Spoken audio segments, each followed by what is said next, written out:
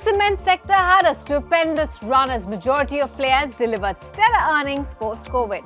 However, the cyclicality of the sector is fast catching up as things have slowed down considerably in the last few quarters. Looking ahead, the sector is likely to remain under pressure, and MC Pro has identified 5 reasons that could weigh down the sector. Let's find out. Number 1. Unseasonal rainfall, sand shortages and unavailability of labour contributed to sluggish volume offtake in Q3. Now, despite a busy construction season, demand once again turned sluggish in Q4 as project execution in infra and housing segments have been hit by a sharp increase in steel prices and other commodities. Industry participants had earlier initiated price hikes in October-November 2021 to mitigate the increasing cost pressures, but these were rolled back partially due to weak market conditions. Now, once demand stabilized, industry once again initiated successive price hikes totaling to around 8 to 10% in Feb, March and April 2022 to protect the margins.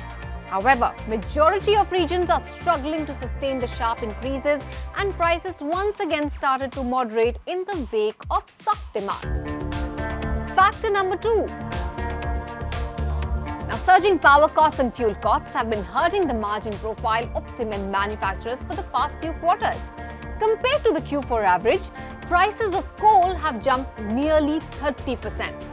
In the absence of major price hikes, slackening demand, input cost inflation remains a major headwind to margin profile.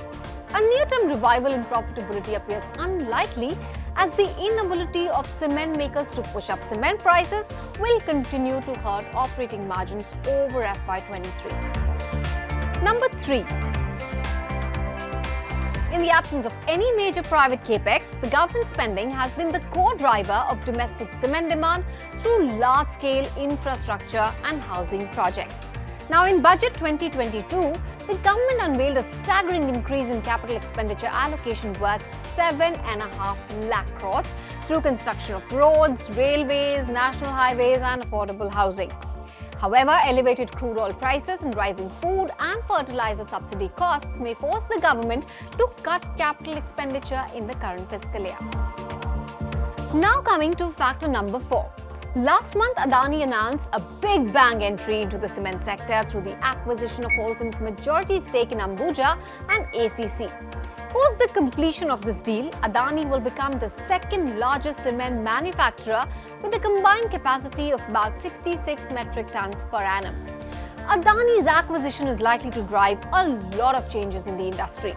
The new promoter group is investing heavily into infrastructure and ports, which could revive ACC and Ambuja's market share fortunes over the medium term. Moreover, the change in control is likely to intensify the competition, which could indirectly hurt the pricing power of large competitors.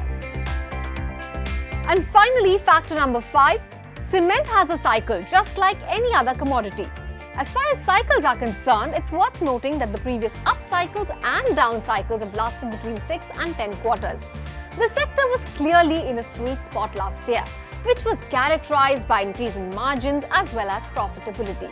Now, post the Q2-Q3 FY22 earnings, we had advised taking profits on Dalmia Bharat and Ambuja Cements to take advantage of this market euphoria.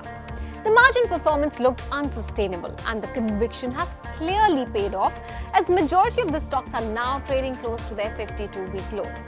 Recent moderation in cement volumes along with the compression in operating margins indicates that the sector is just at a starting of a new down cycle. Meanwhile, the stretched industry valuations also have started to feel the pressure from downward revision in earnings.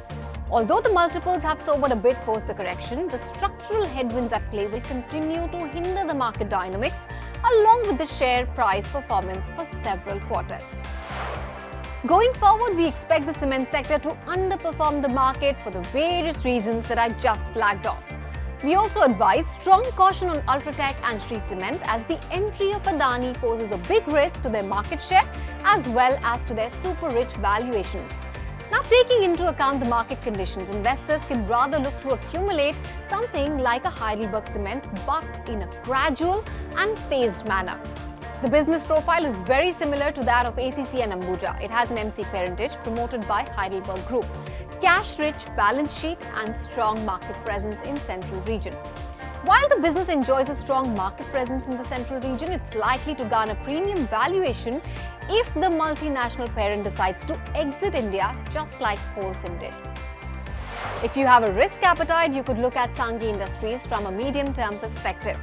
The Gujarat-based cement maker with high leverage on its balance sheet has struggled to grow cement volumes in the competitive market conditions and has recently completed debt-funded capacity expansion, the combination of which makes it another strong acquisition candidate in a sector which is likely to consolidate further in the coming years.